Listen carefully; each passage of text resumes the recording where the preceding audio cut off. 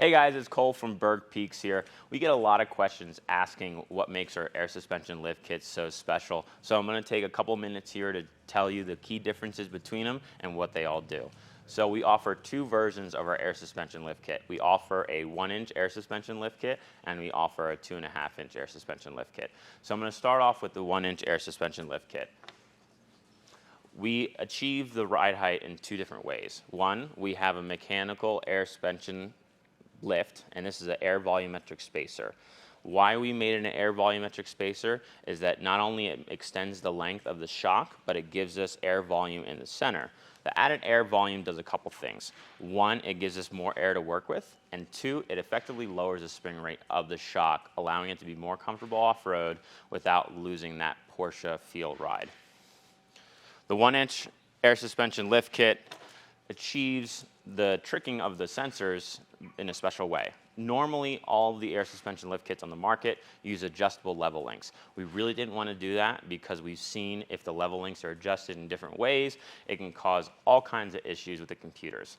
So we found the exact lengths that you needed, and we created OEM-style level links. These use an OEM ball joint and are specifically designed to a special length that gets our 1-inch air suspension lift kit.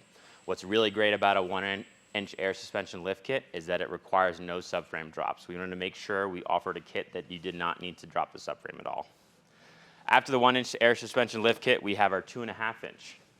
The 2.5-inch air suspension lift kit uses a larger mechanical lift spacer.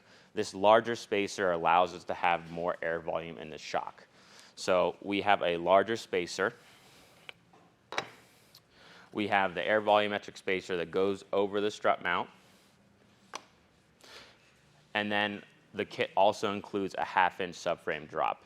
Since we increased the actual shock length longer than the 1-inch, we had to add a 1/2-inch subframe drop to the system. What's really cool about our subframe drops, not only that they're included in the kit, but they also incorporate a subframe centering sleeve in the actual subframe drop itself, so you don't have to buy both those parts separately. The way we trick the air suspension system is a little bit different on the 2.5-inch airlift kit. We found that if you go too short with the level links, that you can actually snap the ride height sensor arm. And if you snap that, you get stuck on the trail, all the air lets out of the bags, and it's not a good situation. So we found a different way to achieve that tricking of the ride height sensors using our proprietary air suspension level arm adapter bracket.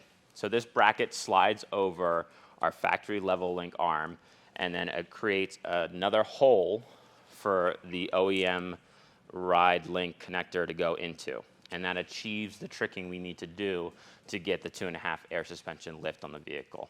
So one thing that I want for you all to take away on this is that not only are we getting the lift out of the car, we're actually getting added air volume, which allows the ride to be super comfortable off-road. So we have the two versions of the kit.